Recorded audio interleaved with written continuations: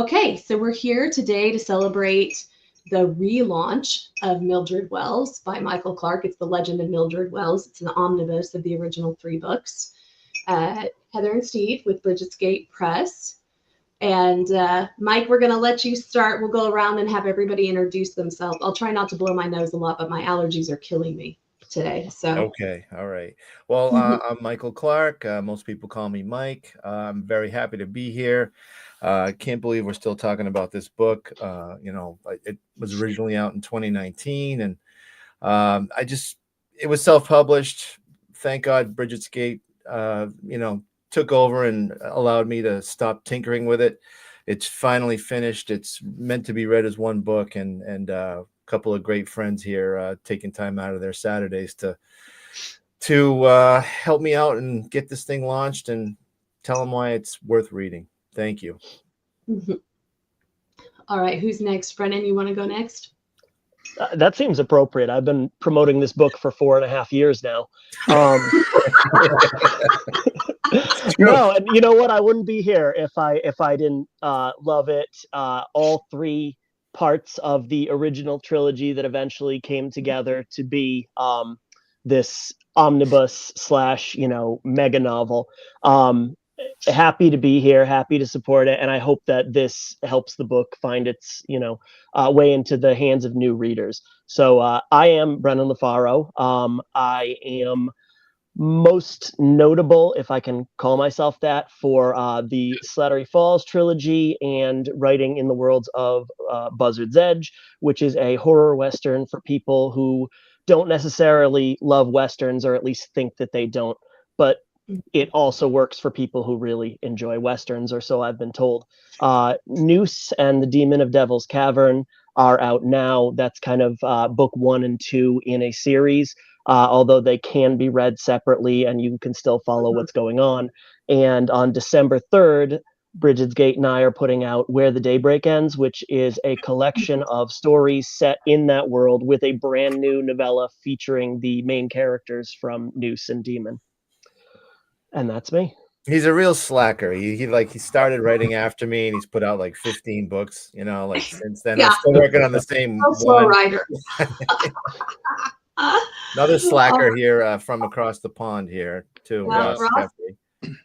I'm Ross Jeffrey, Bram Stoker nominated author of various books. I Died Too, But They Haven't Buried Me Yet, The Devil's Pocketbook, the Juniper Trilogy. Lots to mention. I've just had a recent book come out with Cemetery Gates Media, Harvesting the Nightmare Fields, and I have a new novel coming out in January through Trueborn Press. And I also wrote the introduction to the book we're talking about today.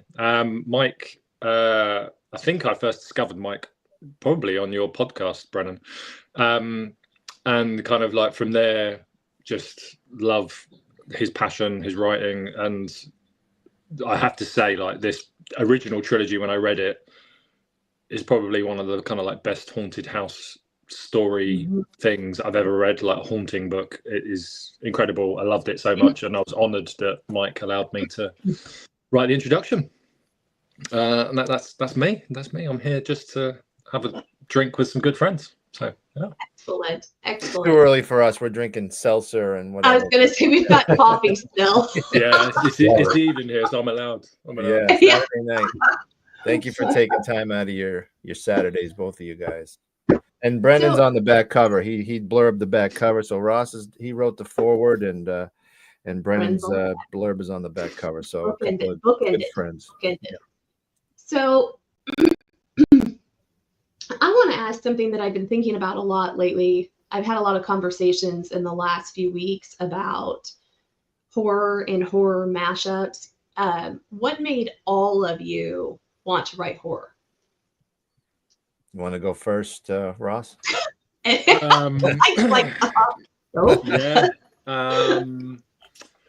think first. As a kid growing up, I didn't have the best of childhoods. Well, I did have a good childhood. Let's get it straight. But like for me, I was kind of left alone quite a lot, and I escaped into my own worlds. And I remember picking up Stephen King's It when I probably shouldn't have, and started reading it. Didn't really understand it, but then I got to like Pennywise, and I was just like, oh, this is quite interesting. And then a love affair of it came from there.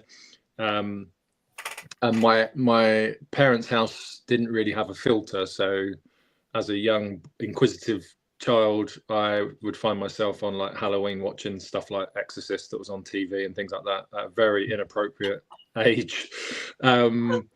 Just become indoctrinated in it since then. And I think as well, like for me, like, and I think with my initial like Juniper trilogy and stuff like that, like horror to me has always been kind of American, in the sense that, like, for me, everything I consumed horror-wise was American.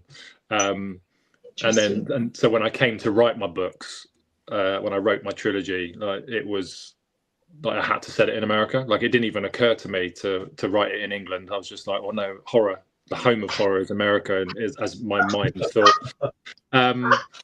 Now I'm starting to write my books in England and Bristol and surrounding areas, and tying them together with little Easter eggs to kind of make my own kind of world. Because why should you guys have all the horror? You're living through most of it, but The Woman in Black was England, wasn't it? The Woman in Black. I mean, yeah, but I didn't really read the classics and stuff like that. I Yeah. just read all the kind of like cool Stephen King, all that kind of stuff. yeah. So, but yeah, that's how I got into it really, and haven't left since probably the age of 10 or something like that. Mm-hmm. Yeah. Mm-hmm. Well, for what you? it's worth, you're welcome for the horror. We're doing a lot wrong right now, but at least we can take credit for that. It's scary here right now. Yeah. I Scaring the whole world.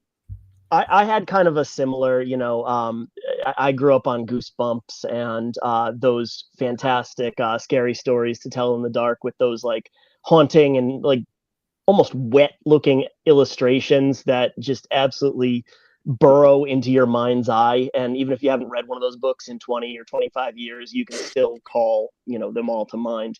And then it was, King, the stock boring answer, but it's kind of like that old a cliche is a cliche for a reason.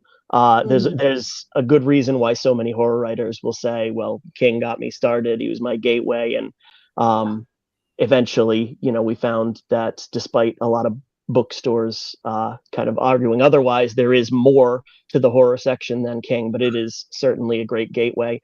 And then oddly enough, we mentioned the Dead Headspace podcast, which I was a co-host of for about 4 years.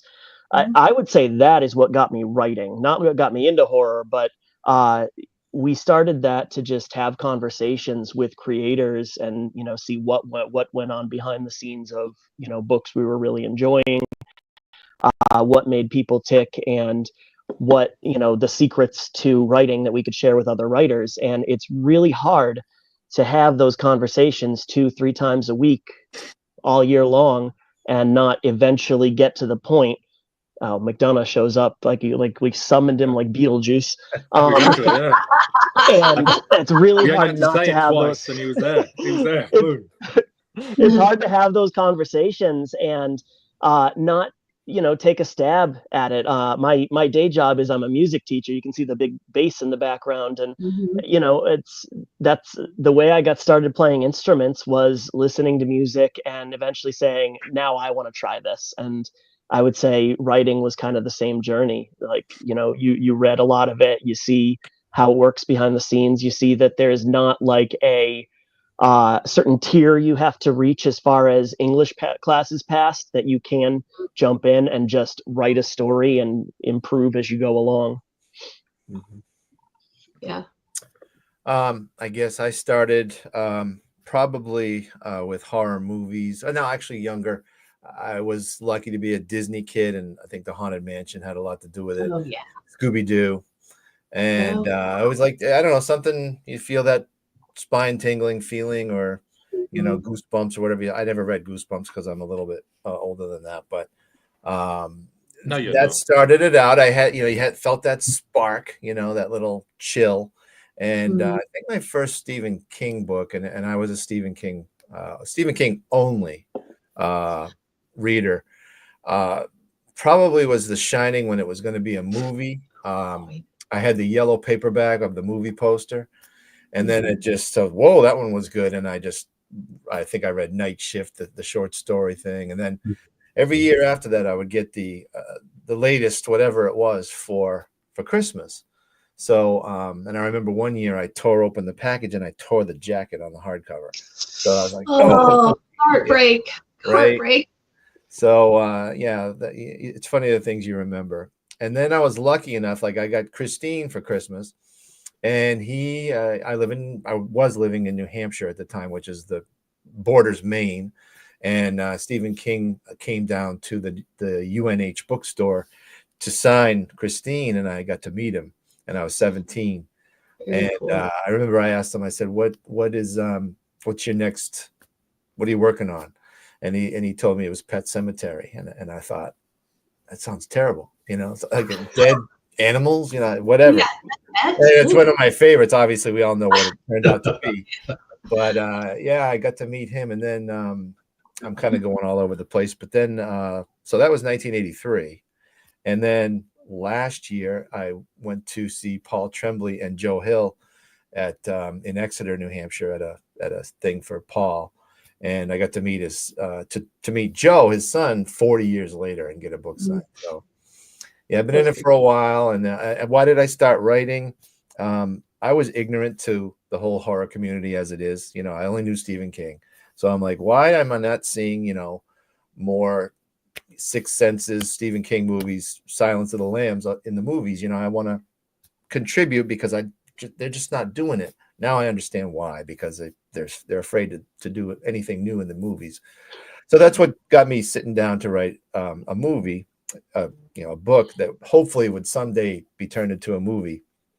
And that's the book we're talking about today, which ended up being 3 books. Yeah. Started as back to 1. Yeah. So what started you in horror? I feel like you were born in horror. Steve grew up in New Orleans. I don't know anybody who grows up in New Orleans who isn't horror in some way. Yeah.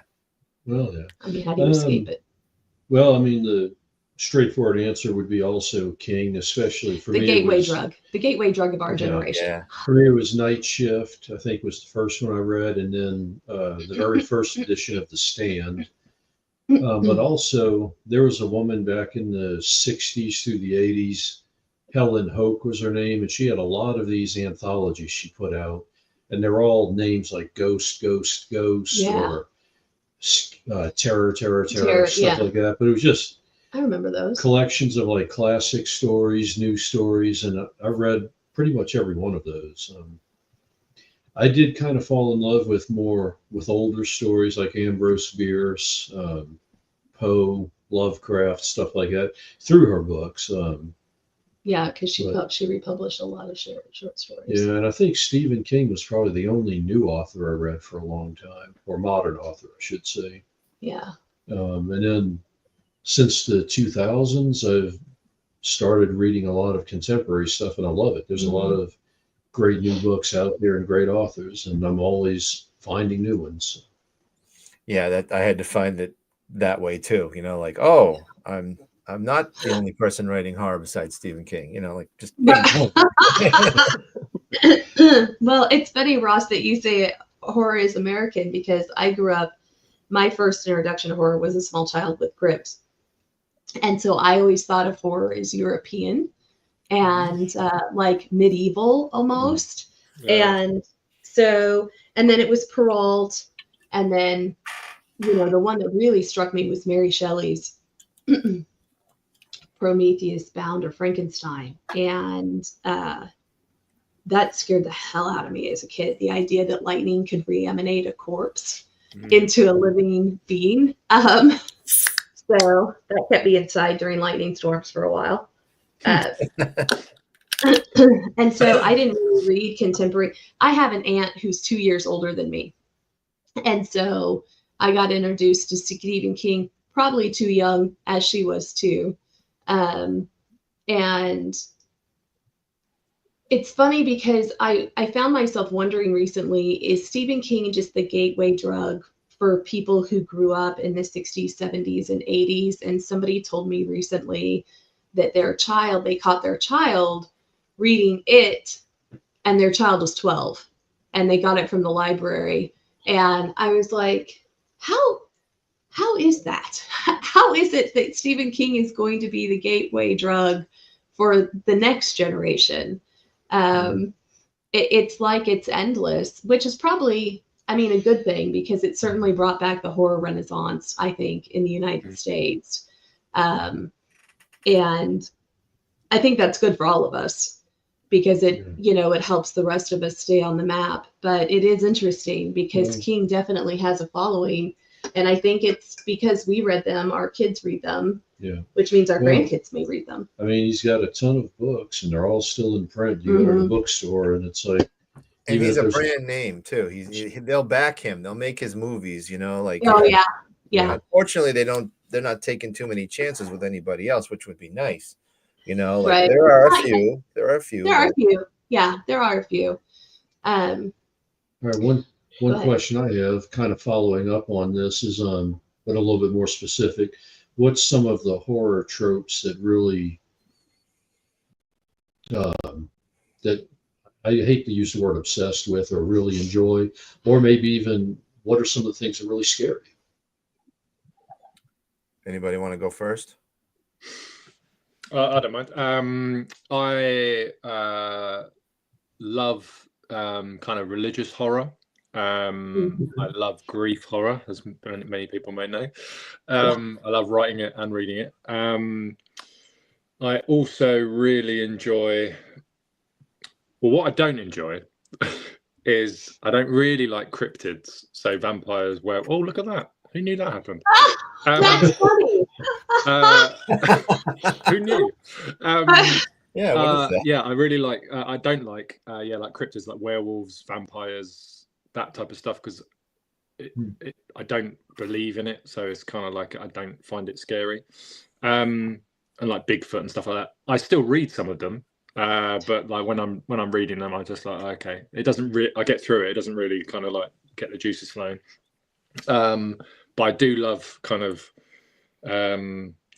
like human monsters, so the kind of wicked stuff that human people do, and like I love all of that, and I really like hauntings. I don't really believe in ghosts because I haven't ever seen one, but the other day I was going to work, and I go to work really early in the morning, so it's like pitch black outside, and it was about what time was it? It's about half past 5 in the morning, and I was on my way to work, and I was standing at a bus stop, and I had a couple of extra copies of my book I Died Too But Haven't Buried Me Yet, and they were like proof copies, and they'd just been sitting in my desk. So I was like, I'll tell you what, I'm going to take a few with me in my rucksack, and I'll just leave them around random places on my way to work. So I took one out of my bag, and I was standing at the bus stop, and I put it down on the end chair, and then I walked to the other end of the bus stop, and I was just standing there. And then I felt that someone was behind me. So then I looked around, and I saw out the corner of my eye, I saw this kind of like figure that had a hood up and was like in a long dress. And I was just like, oh, maybe they're going to pick up my book. So I looked back the other way, and I was like, I need to kind of look to check to see if they've picked it up or not. And I was waiting for a car to pass, and and it was literally like 5 seconds, and the car passed, and I followed it.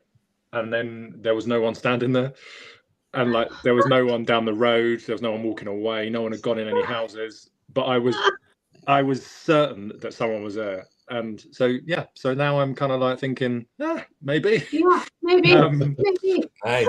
They have good taste in books, whoever it is. If I come to Bristol and follow you around, might I get a free book? Yeah. See how we do. See how we roll. But yeah, I think that's kind of, they're the ones I look for most. Like I love grief horror, so that's kind of like my go-to thing. But yeah, I'll pass over to someone else. Yeah. Brandon? I love hauntings. If we want to kind of nail it down, I love a haunted house book. It's one of those, it's like pizza. It's even the one that's not great, like I'm still really enjoying myself. even if it doesn't feel like it brings something new. And then, of course, the ones that do kind of try to reinvent the wheel and bring something interesting to the trope or the subgenre or whatever. Like this book I read once called The Legend of Mildred Wells, which does it very, very well. Actually, Ross, I loved in your introduction, and I can't quote it exactly, but it was something like calling it a haunted house book almost seems like doing a disservice, because it's bigger than that, and that the story can't be contained within four walls. And I love that idea. When you look through the media available, like The Shining is a haunted hotel. When you see somebody try their hand at, well, here's a haunted train, here's a haunted city, a haunted town. Gwendolyn Keist's newest book, The Haunting of Velkwood, did a really, really cool job kind of expanding that, like, okay, we're not just going to haunted house, we're going to really blow this up to the entire town. And you think of that kind of cliche of kids walking by a haunted house and kind of just looking at it from the street. And she managed to kind of make it, this is something you could look at from outside of town. And I'm an absolute sucker for stuff like that. My favorite piece of haunted house media I really love, if you haven't read Kill Creek by Scott Thomas, really, really excellent book that does some cool stuff with that trope. Yeah, I gotta try that one. I've heard a lot about that one. For me, thank you for your kind words. I would say pretty much close to Brennan. I like I didn't even know this was a haunted house when I sat down. I just wanted to write something creepy. But the kind of thing that I love is somebody kind of like what Ross was just talking about, where you see somebody that is looking at you from either a distance or very quietly, and you notice that they're looking at you, like they were looking at you first.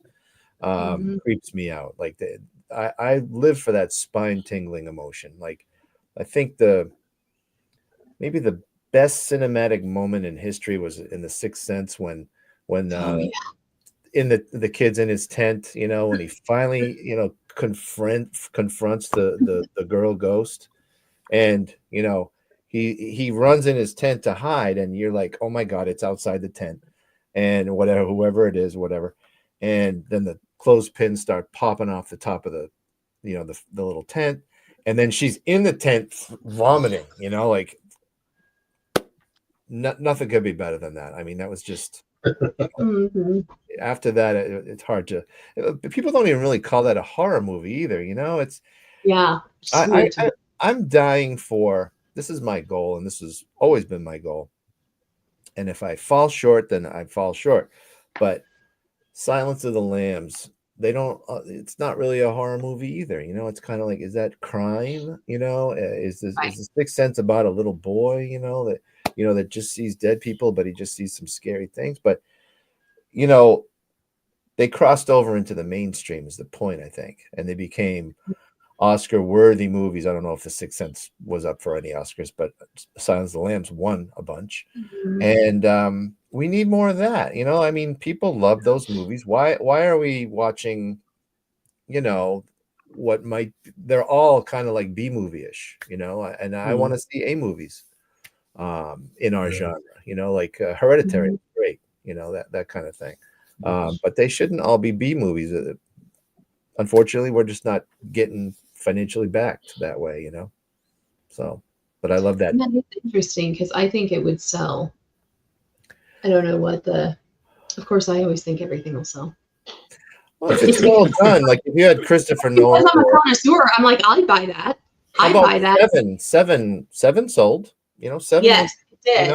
Yeah. And is that a horror movie? I mean, yes, but I mean, it's interesting. It's horrible, for sure. I mean, it's horrible. The things that happen in it are horrible and frightening, but it's really more of a crime drama. It's interesting because there is a big intersection. I kind of blame Poe for the intersection between horror and mystery and detective and crime, because he was the master of crime is frightening. And I remember you get a lot of the human monsters out of that, right, Ross? Right. And yeah. And what was the one, I forget the name, the one with Denzel Washington where it's that demon that keeps inhabiting other bodies? Fallen, I think. Fallen. Mm. Yeah. That's another one I'd mention along with what you were saying. I love possession horror. Steve and I could talk. We talked the whole way across Kansas about devils and possession horror recently when we had to go to Wyoming for our day job. Do you remember that? Like almost the whole time, from like Salina to almost Denver, we talked about possession horror. You must have talked about I really like possession horror as well, because I think it's the loss of agency that someone goes through that is terrifying. It's like you were this thing, but now something's forcing itself upon you and you can't do anything about it. Like that is terrifying. Right. Yeah, it's like a rape in a way, you know. Like it is. Alien is a rape too. Alien is a male being raped, you know. That's why everybody's afraid of it, because you know, it's horrible. But it is the loss of agency. And it's interesting to me. And here's why I think I'm going to go on a little political tangent. Oh boy. Sometimes I think the reason horror doesn't grab on as far as like big money backed A-list movies in a horror only book, and they are more attracted to crossover books, is because I think a lot of horror has a loss of agency in it. And in the United States, we akin loss of agency to women. And because, you know, in my childhood, you could still lock up your wife in an asylum for no reason. It was a state by state decision. And so depending on what state you lived in, your husband could lock you up if he was just sick of you. Why? And you didn't get to come home until he decided. Did Steve try to do that to you? No. Okay. It hasn't been legal in Kansas since we've been married, but that doesn't mean he hasn't thought about it from time to time. Listen, you want to talk about possession horror? That's what being pregnant is. Well, it makes you crazy. I mean, crazy. Yeah. I would never do that, but if I were that mentality, I would probably be dead before I got a phone call. Right. Listen, don't jack around with a wife who keeps a poison garden. I just, and I cook all the food. Like he grills meat every once in a while, but I cook most of the food. And I'm like, you talk a big game for a wife with a poison garden 6 feet from where your dinner's made. So that's another thing that scares me, is like, I'd love to write a poisoning story someday. Like the mother in The Sixth Sense is terrifying. The girl and God, listen, there's a real story there. Yeah, there's a real. Is it? We have always lived in the castle. Is that poison in that as well? Can't remember. I haven't read that one. We've always lived in the castle, Jackson. And then all these nurses, you know, like Misery, didn't she poison people too? Like in when she was working. She definitely used a sledgehammer. Yeah. She does drug them. She does drug them in Misery. Yeah. Kind of along those lines. Do any of y'all remember the movie Coma? Yep. Yeah. 70s? Okay, that one was like kind of along that, but it's a medical horror. Basically, it's this one hospital where there were a lot of people for different reasons that kept slipping into comas and then dying. And I can't remember now, they were harvesting their bodies or something. Body parts or something, right? Putting these people into comas and then using them for experiments or harvesting organs or whatever. And it was horrifying to me back then. And it's still, stuff like that still scares me about having any kind of surgery operation. Like, somebody's got to be there. It's like, that is interesting, because that is true. He loses it if he has to be put under anesthesia. But the person in the story figures out what's going on right as they slip into unconsciousness. And it's like, to me, that was one of the most horrifying things I've ever read. No. And there's like a whole room of bodies that are hanging from strings, like it's like, you know, like they're laying in a bed, but they're I don't know, it's probably just cinematic, but it was like, it was creepy. It was Robin Cook, I think, was the author. Boy, that sounds I think you're right. Yeah. That sounds awful. Yeah. Yeah. Steve does have a paranoia of anesthesia. That's funny. I didn't know it came from that movie, but he's also terrified of being poisoned. So if anybody writes a good poison book, Steve would definitely read it. But even when we were when we were younger married people, I used to serve leftovers on Thursday. This is the best Steve story ever. And so, in a strange occurrence, it was just 3 of us, Clyde and us 2, and Clyde was much younger. And I had like 2 leftovers of a pasta with cream sauce and 1 leftover of a marinara sauce. And so Clyde's allergic to tomatoes, so I served the marinara to Steve, and Clyde and I ate the cream sauce, and he came in and sat down at the table and looked and saw that we were eating something different from him, and he got up and poured his down the sink and made himself a sandwich. Wow. Well, we had just had an argument. We had quite a room that morning before work, and so he came home from work and he was like, "Nah, I'm not gonna chance it." Yeah, that's how you stay alive. Did any of you watch the Monsters Menendez thing on Netflix? Yeah, the latest one. They thought the mother was poisoning them in that too. That was a great show, by the way. It's the same guy that made the Dahmer one. If you like, I didn't watch the Dahmer one. I'm terrified of the Dahmer one. Unbelievable. They're both just like, I can't. He's gonna make one now about Ed Gein. Yeah. So hey, listen, I could watch murder shows all day, all night. Yeah. This may be the real reason Steve's afraid of being poisoned, but I am when I can't sleep at night. Steve will get up at like 2 a.m. and he's like, "What are you doing?" I'm like, "I'm watching a murder show." Yeah, research. As you're sharpening your axe. Right. I mean, listen, I'm taking notes. That's why the flashlight's on. The perfect crime.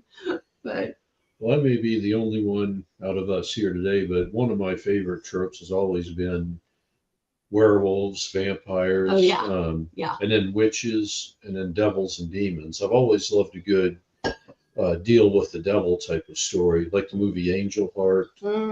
If you remember that one. We should watch that again. That was good. That was a good one. I love The Howling. But I don't think anybody's made a good werewolf movie. American Werewolf in London was kind of comedy. The Howling was good, and the same guy that did the special effects in The Thing did the special effects in The Howling. He was like 21 years old when he did it, so it's worth watching The Howling just for that. I was never big on werewolves. They've ruined them in so many different ways, like Twilight and whatever. And I know they're, some people it's their favorite. Thank God we're all different. But I'm kind of like Ross. I'm not big on the cryptids. And you said like possession, I'm 50-50. Witches, I love. I love black magic and that kind of a thing. Because I don't know, there's curses and all kinds of stuff. So I like that. And it's kind of like borderline reality too, because I mean Salem, Massachusetts is down the road, and so on and so forth. Yeah.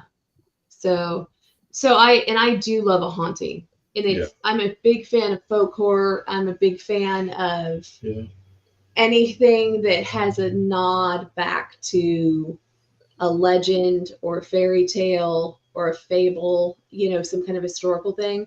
But any haunting, hands down, I'll read it. Now, the first book, Patience of a Dead Man, when I was reading it, when we first started talking about this, I think I may have gotten the last copy before you pulled it. And because I dropped it in the bathtub. So I went to go get another copy and it was gone. And I was like, that's okay. I can still read it. But you should have called me. I got, whatever. Okay, buddy. Yeah. But it was it became a have to read in the daylight with the light on. For me, and which I love, but also means that I have to read it very slowly because, I have to read it early enough in the day that I can settle in and go to sleep, because Steve does not enjoy sleeping with every light in the house on. No. He really prefers the lights to be off while he sleeps, which is not how I was raised. But so we kind of have a rule that if I'm going to read something that creeps me out, I have to wrap it up by 11, and no more reading after that of creepy, scary stuff. Just because, listen, I can get really wound up in a good haunting story, especially, I have to tell you, like, right before the thing, I was like, I told Steve, I was like, Oh. explain to me the difference again between a ghost and a reverend, because I do get it jacked up. I'm like, but they're both undead, right? Like, this is the undead genre. And so a revenant is more like a kind of like a zombie, but it's just hell bent on There we go. revenge, the classical definition. Steve won't use the word zombie around me because zombies creep me out. Creep me out. It was really funny because when we first talked about it, I was like, wait a minute, isn't this a zombie book? And he's like, no, it's a reverend. And my sister goes, Heather, I think that's the same thing. And I said, Steve said it wasn't. She's like, I think he's trying to trick you into reading the book. Are you calling Mildred a reverend? Just kidding. You said Yeah. reverend. It's revenant, but Revenant. yeah, revenant. But Yes. I'm just Revenant. busting on you. Yeah. Yeah, but it's like a zombie would be kind of like, brain dead, one dimensional. I want to eat Right. flesh. And a revenant is like, I'm gonna get you, but Right. he or she is undead and after revenge, basically. And I didn't, it's funny. I don't remember. I've touched this book, gone back, tweaked it so many times that I don't remember how I came up with some of the things, but I didn't know she was going to be a revenant till I was pretty far into it. It took a couple of years of like, Interesting. well, I started late in life. I'm not a born writer. And I just knew, like, it started with, there's a scene at the beginning of the book where Tim, who bought the house, is working on flipping it. He lost all his money in a divorce, basically, and he is going to let his lone remaining employee run the show, the money making part of the business, while he works alone in a house up in New Hampshire, to try to turn it around and sell it for a profit. And the scene that I would lay in bed thinking, like, okay, let's say you are working your 18-hour days and the sun has gone down and you're in the living room and you're running the saw, you can't hear everything, and then you see something and you're alone, there's nobody around for miles. So what happens in the book, there's no spoilers here, but he runs and he realizes that I used to live on the property, so this everything on the map and everything is like the way it was, including there is a grove in the woods, but he parked around the side of the building, so he was too afraid to run and go, deeper into the property to get the thing. So he just runs down the road, which is parallel to a field that looks back at the house, and he runs out of steam, 300 yards down the road and cuts up into the field to take a look at the house, which is just the only light in it is the painter's light in the living room where he was working and where he saw the ghost. And my thought at the time was, if you get to that situation, if you're standing in his shoes right there, what would you do? And I was thinking, like, well, you could, first of all, if you lose all your money, his ex-wife is antagonistic. He has 2 girls. If he says that there is there's a ghost in his house, his girls will never come visit him and she'll just live to make his life difficult. So he can't really admit there's a ghost in his house. And he could go, to a restaurant and calm down, have a drink, have a beer, calm down, then go back. And then what? You're going back into the same place.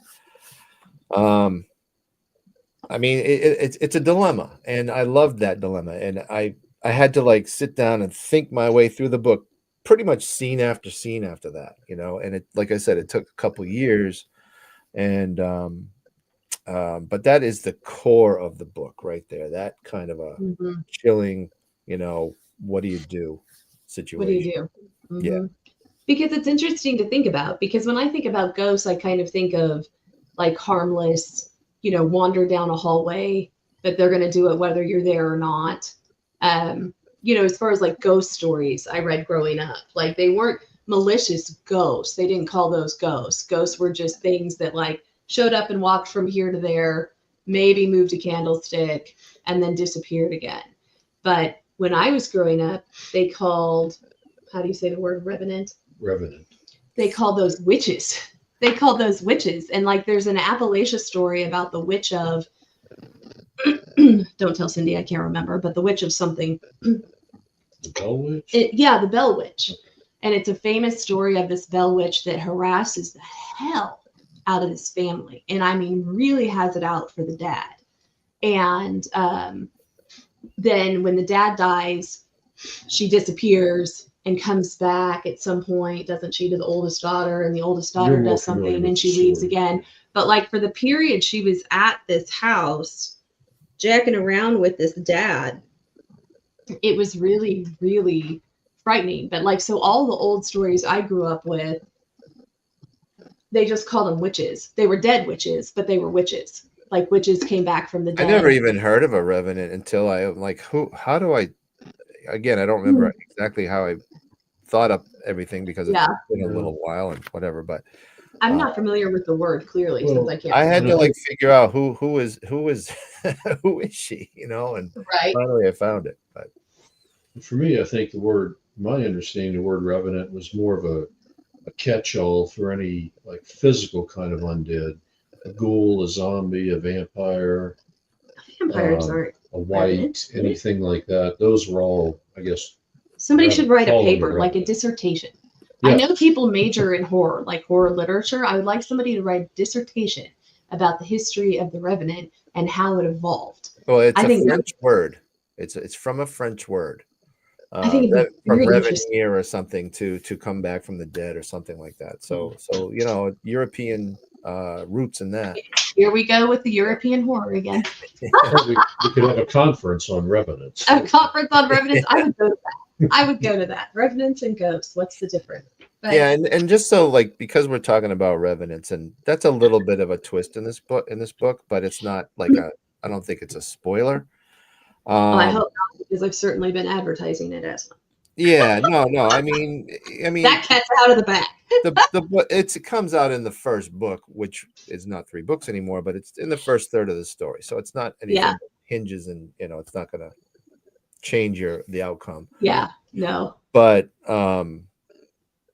she what happens is they find some graves. So there are ghosts in the story. Yes. Like the little boy, her son is a ghost. But they have to figure all this out, and then they find some graves out in the forest, and you know, don't touch the graves kind of a thing, and they touch the graves, and then the revenant, you know, becomes first she's like okay with him, and then it's like, oh, okay, you know, it's on. So, and they have to figure all this out in the meantime. They have to figure out the difference between the, you know, the revenants and the ghosts, and what everybody wants, and that kind of a thing. So well, I think that's the interesting part of the book, is it's the journey of it. You know, like you're faced constantly with the feeling of, what would you do next? What would you do here? You know, it unfolds, because sometimes stories unfold and you're like, okay, I've accepted the premise, blah, blah, blah. But I kind of get often this idea of, oh God, what would I do? What would be my next? What would be the next thing I did? That's very much the way I wrote it, just kind of like situation by situation. And, you know, because, and MJ, our wonderful editor, she called me out a couple of times, you know, she's like, nope, I wouldn't stay. Yeah. I mean, I was going to crack a joke that, you know, like, I bet I've spent more than 50 hours writing this book. And that's a joke because it's more like 5,000. And, but she sent me on this thing once where, like, it's very early in the thing where his kids have finally, you know, he gets visitation of his children every 2 weeks.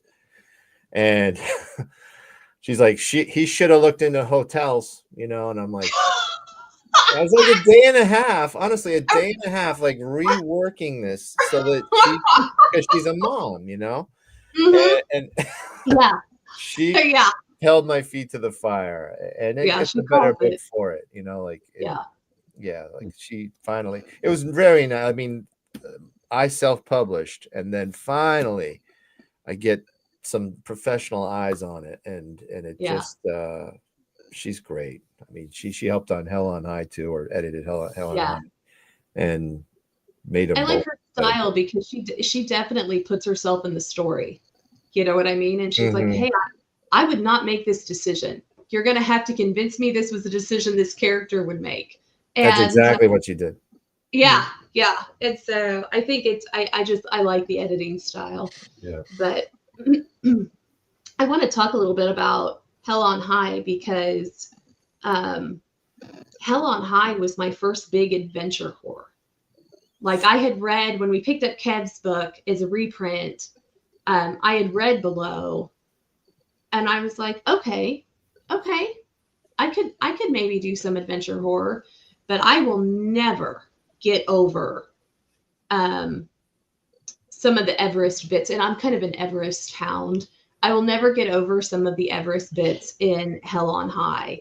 That's so cool that you say that, because I kind of feel like that book is underappreciated. And I not to toot my own horn, but like I said, I didn't know that Mildred Wells was a haunted house, but it falls under haunted house, right? And then we kind of we all want to say that, oh, my book is Event Horizon meets Alien, and it kind of like, well, I've seen both of those. Is that all it is? I hate it when people boil it down like that. I kind of hate it when they boil it down to haunted house or adventure horror too, but that's the way it is. Yeah, especially when we're all authors. That's how you sell it. Exactly. Yeah. But with Hell on High, I kind of feel like it came down to there's two groups, and there's people that are fascinated with Mount Everest and the dead bodies they leave up there, and there's people that, like, I had a beta reader that was like, "That's not scary." I'm like, no interest. Really? Yeah. So I kind of feel like Brendan says, he's a sucker for haunted houses, and I think most people are. I think it's probably a little bit easier to write a haunted house story because the tension never goes away. There's always something around the corner. But in a adventure horror, you have to be in a precarious place. You got to get to that place. So there's a stretch of time where that tension goes away, I think. Yeah. Sorry for the tangent, but yeah. Well, I'm glad that you're an Everest hound. You know what I mean? Like, I think anybody that loves that would like. Yeah, that's true. Listen, if you're an Everest hound at all, you would like the book, for sure. But okay, so next question.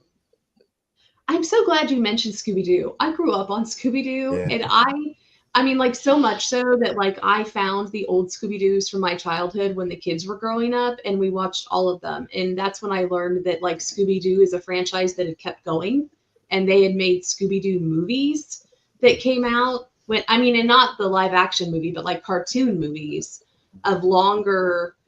Someone told me they were longer scripts that Hanna-Barbera couldn't put down into a 20-minute show segment, and so they were just put to the side. And then somebody, I don't know if it's true, and then somebody came along and was like, we could do an hour and a half movie on this. We could turn this into a movie.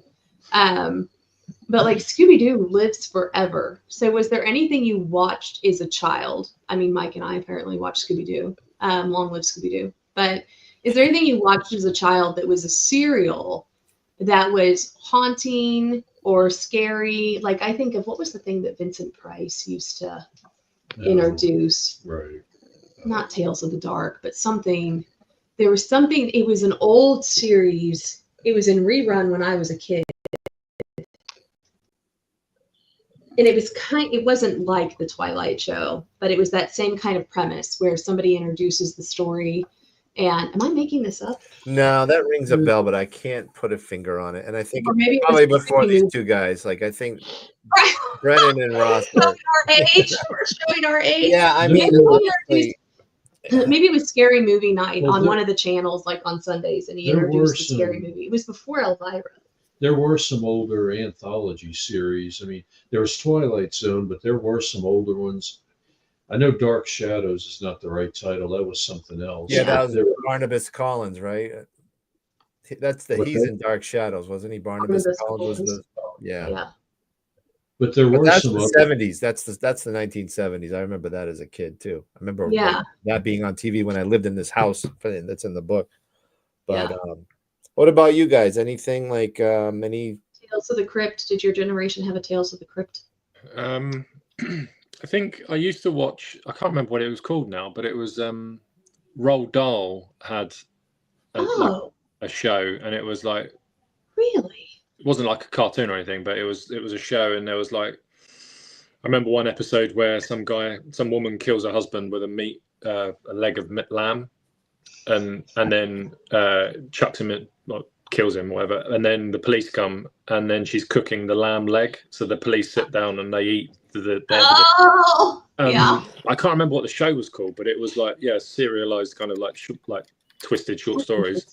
But yeah, I'm fairly young, as Mike said, so I think more my serial was like, I'd say X-Files, like that's what I watched. Oh, okay. Yeah, like, I think I was like at secondary school, so about 11 probably, when I started watching that, and watched it every week. I just discovered it one day and I was just like, oh, this is good, and then just watched it continuously, and that, like, yeah, every week was something kind of weird and twisted, and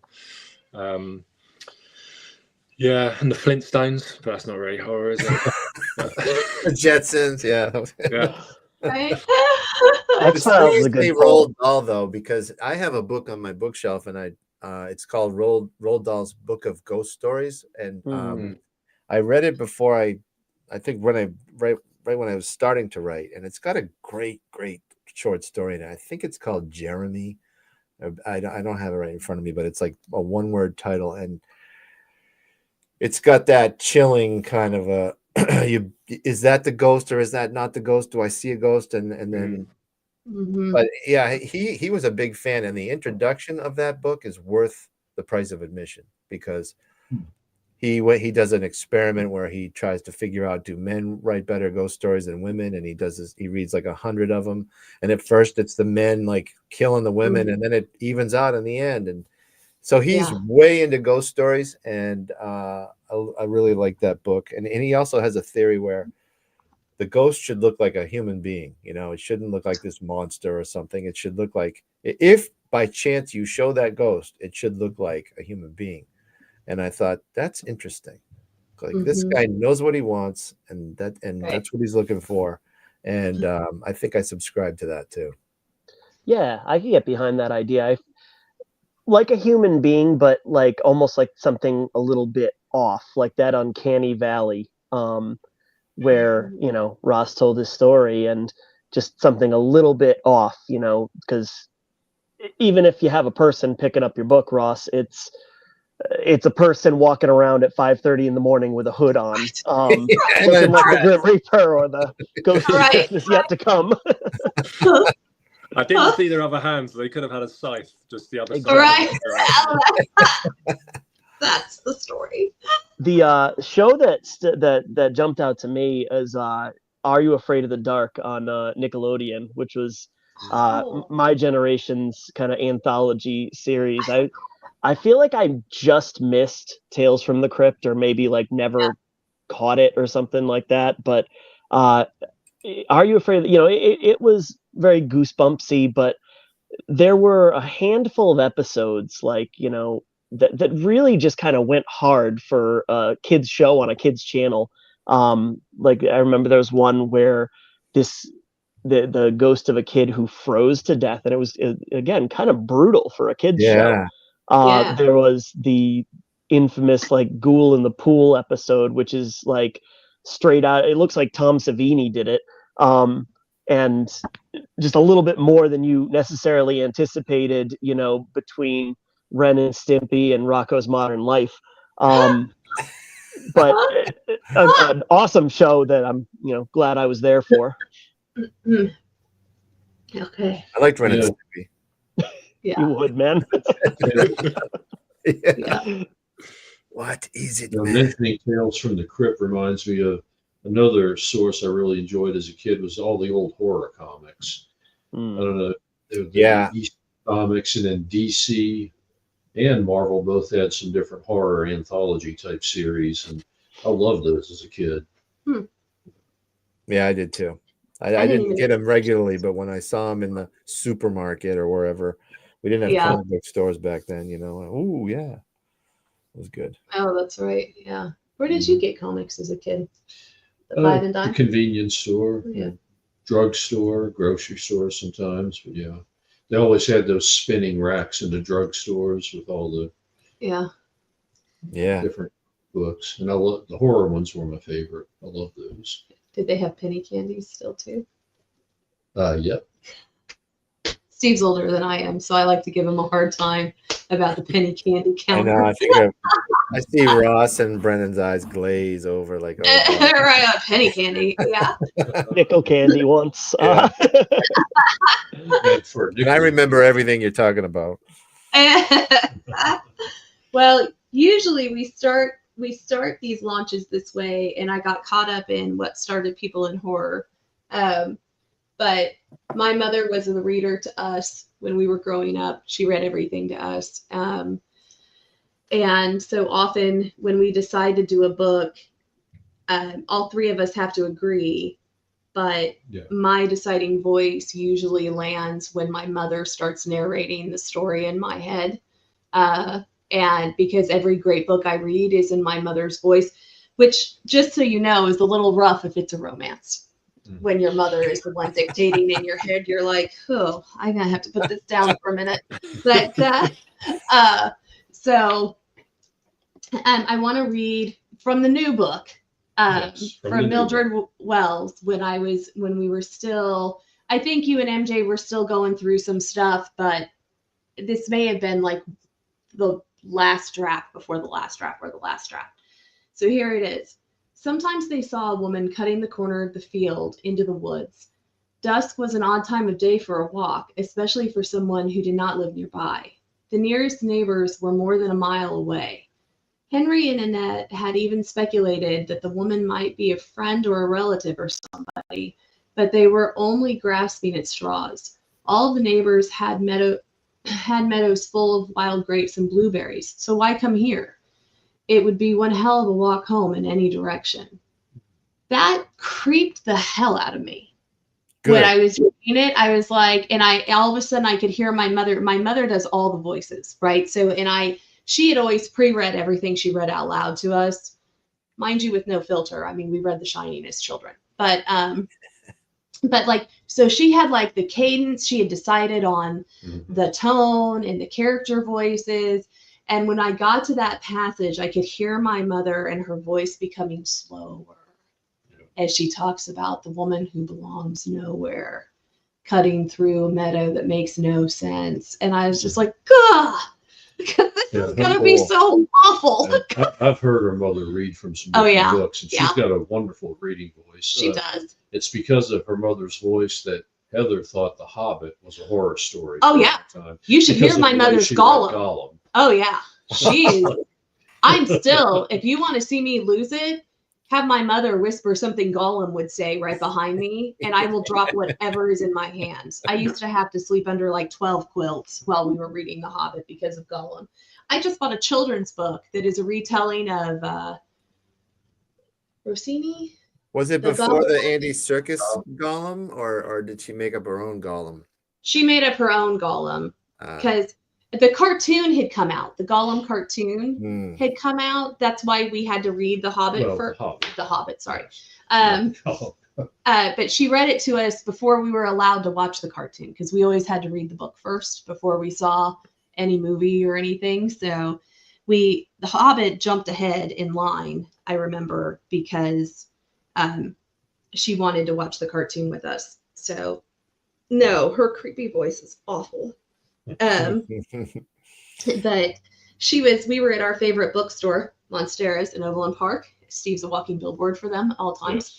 But there was a children's book on their Halloween display, and it was like a children's kind of a retelling of the Goblin Market. And my mother picked it up and read it out loud, and I bought it. And there are no children. The youngest child is 23. I'm like, there's no one to like even come over to my house and read it and enjoy it. And I still bought it anyway because I heard my mother reading it in the bookstore to another child. And I was like, oh, this is the best story ever. Yeah. But it's cool. I mean, that is how it is. So yeah, she definitely started the love of books at our house. Okay. Yeah. Nice. So well, yeah, that little scene you just read, like I said, I grew up on that, or lived there for 4 years on that property. And after I wrote the first book, well, actually, I don't know if I waited till after the first or after all three were done. I snuck onto the property and into the woods and to see the grove, because I have this, this vivid memory of Right. hallways that kind of look like the hallways in The Shining, except they're made of trees, with a darkness above, because the branches choked out the light. And unfortunately it wasn't the same as from 40 years ago, but Right. But I did stand in that corner of the field that you just read about and look back at the house, and like that was a definite advantage in helping me write the book. That property is, I've roamed it, 100 billion times. So Yeah. I think the property is probably like another character in the book. Definitely. Yeah, definitely. And I'm a big fan of that. Well, we're rocking on an hour, so it's probably time to wrap up. Is there anything you'd like to say to all your readers out there, Mike? I hate this Yes, question. I would like to say that I just Buy the damn book. Yeah, that and like if you're a person with a TBR, and I am too, give this book. I mean, it's that thick. Don't expect to bust through it. Give it some time, because it used to be 3 books. Pretend you're crossing 3 books off of your TBR, even though it's been optimized to be read as one. Patience. It's an odd pun here, but give it some patience, and I think it will pay off for you. I was reading all my NetGalley reviews. I almost killed Steve when he told you that. I was like, don't tell them. Yeah, no, I mean, like overall, it's funny because like this generation, this time, not the generation, but we're all, the novellas are big, and we all have cell phones and smartphones and short attention spans, kind of a thing, compared to when there was nothing to do but read a book or watch a movie. Right. And so it's a little bit old school in that way, that it's a bigger book, but maybe that's a good thing too. It'll pay out. Yeah. I think as well, Mike, it is a big book, like all 3 together, and this is quite thick. Yeah. But I remember reading them as individual books, and I just breezed through them because the writing in it, like you captured something in this with just the characters and the narrative and the story and the haunting and all that. I was going to ask a question. Makes you want to read it. I was gonna, especially you, Ross, where like Ross can write a page and a half of a guy lighting a cigarette, and it's awesome. Like he strikes a match and the flame, the ash glows, and it's like I feel like I want a cigarette, and I don't smoke. But I don't write that way. I write like one of the NetGalley things said, and I read the passage that he wrote it like 2 or 3 times to make sure, is it a dig or is it a good thing? They said simple. I write, it's the prose is simple, something like that. And I think that's right. Like I try to make it easy to read. I'm not there to try and fluff it up, make it flowery, anything like that. I don't want to waste your time. I want it to be scary if I can do it. But I also want you to get through that passage to get to a better one if it's, in between scenes, kind of a thing. So yeah, I was just like you just said, you cruise through all 3 books, and that's the idea. That's what I try to have it be, to hold your attention. Fast read. And I think as well, like with the book, like that, I've read like lots of haunting books, and all the time I'm like, just get in the car and go away. But you've done it in such a way that that he's got so much invested in the house, and like Tim's like, and come back. I need a house to have my children in. Yeah. And then like he has the relationship with Holly, and then like escapes for a little bit, and then they go back together to kind of check it all out. Like it's done perfectly. That wasn't even something I was thinking about. I wasn't thinking, oh, just leave. Like, why don't you just leave? Because you've covered it all in the backstories and kind of like what he needs to achieve to be able to have his children. So that's all added on to the characters' development and stuff like that. So at no point was I kind of thinking like I had in other books, like get in your car and go. Like Amityville Horror, like your car is outside, and you're not leaving. What is wrong with MJ called me out a couple times. Like, nope. But yeah, that was the goal, to try and make it so that it's not so simple as like get out. Right. Because we say we'd go, but how many of us could pick up and leave town and move to another town? No job, just leave this house, not worrying about it selling or when it's sold. Heather, I mean, yeah. if a voice came out of the TV, we would be 2 states away. You know? Listen, I'm just going to tell you. Even if we were homeless, living in an alley in a cardboard There's box. listen, not all of us have it in us to sleep in our car. But I can assure you, if somebody ever comes out of my television, I'm there for it. I always buy cars based on the comfort and how much my seat goes down into a lay down position, just in case we ever have to sleep in the car because something bad happens with the electronics. Listen, we watched, I can't remember, it wasn't even particularly a well done film, but I was in college and we watched it, and I had a balcony in my apartment, and my TV was on a cart with wheels, you know, like a lot of college students. Poltergeist. No, it wasn't Poltergeist. I was a child when we watched that. But I rolled that TV and the cart out onto my back balcony and shut and locked the door and moved the dresser in front of it. It was something like Ghost in the Machine or Machine and Ghost, or I don't know what it was, but I was like, I'm telling you right now, no. Real quick, I one time I was alone in my house growing up. So I was a teenager, and I was reading Agatha Christie's And Then There Were None, or is it 10 Little Romance? I forget. It's one of the two titles. I forget. And it was a windy day, and all of a sudden, it howled through one of the storm windows, like, like the worst ghost you've ever heard. Yeah. I went to the neighbors. I'm like, hey, how you doing? You know, I never go to the neighbors. Listen, I'm still it. I have a bad thing about electronics, and it was Poltergeist. You know, I grew up, Steve, I was 30 before I learned Poltergeist didn't involve the TV. Because something happens with the little girl in the television set. Remember, like she reaches out to turn it on or turn it off or something. And my whole life, I thought she got swallowed by the television. And so I've got a thing about people and TVs. Like when we watched The Ring, and she came out. That's the one I thought. The Ring. I was like, turn it off. Yeah. Turn it off. I had to go back to the bedroom. Stop the movie so she could leave, and then I could finish watching. Yeah, but that's a great one. That's one of my favorites. Yeah, we had a situation where I had an old microwave, like the kind of microwave you inherit from your grandparents, and the microwave started talking to the internet. I had the office at the time in the kitchen, and so the microphone, and it was a DSL line. It was before high-speed internet, and so the microwave kept trying to answer the phone. Yeah. And then the computer would try to answer the phone. Well, they were all three out of the same. Right, like in the same area. Yeah. But it was the waves from the microwave that was interfering with the telephone line, which was interfering with the internet. And AT&T must have come out like 100 times. And I told Steve, I was like, we have to move. I don't know what's happening, but I can't live in a house where the microwave and the phone and the computer are talking to each other. This is how all of the bad things start. And so finally, I had to put the microwave out in the garage. Yeah, we had to put the microwave in the garage. I was like, you have to get the microwave out of the house. Like, we don't need a microwave. Forget the microwave. But and then we moved the office to one of the upstairs bedrooms. I mean, it was insane, the things I did to try to make these things not talk to each other.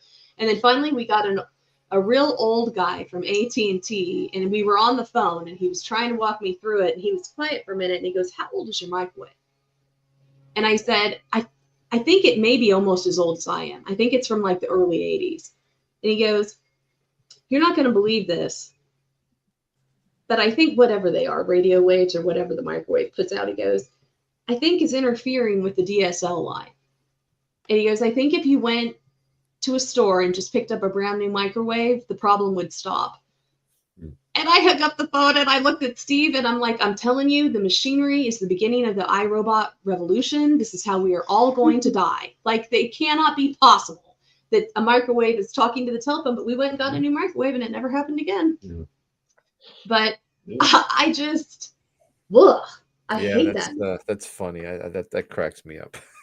Yeah, I'm a hoot.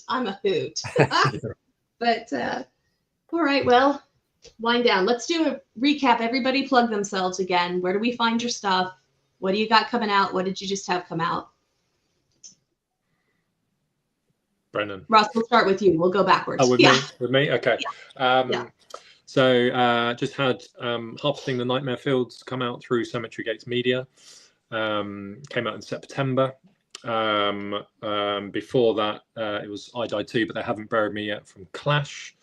Mm-hmm. I have a new novel coming out from Trueborn Press called Metamorphosis in January. You can find me currently, I'm on X, but I'm possibly leaving that quite soon, moving over to Blue Sky, and on Instagram, and it's just Ross Jeffrey author or Ross Jeffrey, and you'll find me there.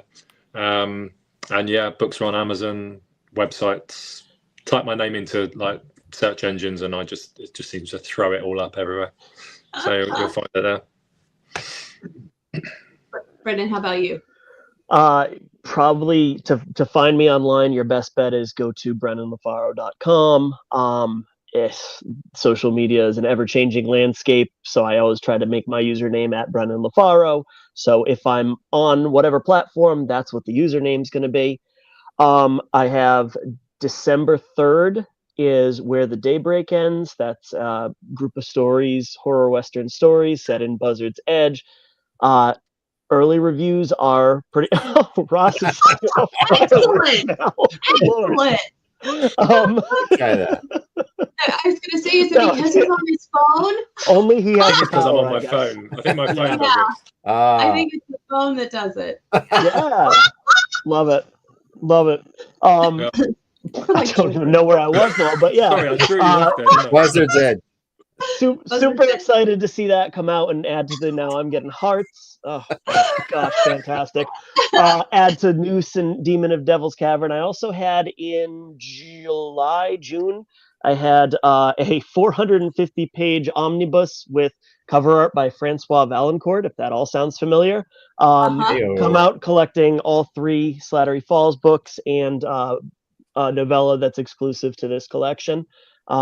That's a great place to start, or travel west to Buzzard's Edge.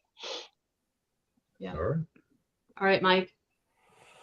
I have a new book. It's called The Legend of Mildred Wells, and it's put out by Bridget's Press. I have a Bridget's Press T-shirt. Oh, look at you, all the way. Hell on High by Bridget's Press, and also MJ Pinky deserves double shout out. I do have. I swear to God, no. I went to AuthorCon and I went there with one book. I only had Hell on High because I took Patience of a Dead Man down last January. Finally, I have 2 books, even though I've written 5 books. So anyway, I'm all over the place. I do have another one that's kind of like, stewing somewhere, and writing another one that's going to be set in space, and still writing, still doing it every day, just learning the business and having fun one day at a time. Excellent. Okay, well, thanks guys, everyone for being here today. Thanks for joining us, and congratulations, Mike, on the re-release of Mildred. So I'm glad to see you're back haunting the shelves. Yeah. Awesome. All right, guys, have a great night. Thank you. Thanks for coming, guys.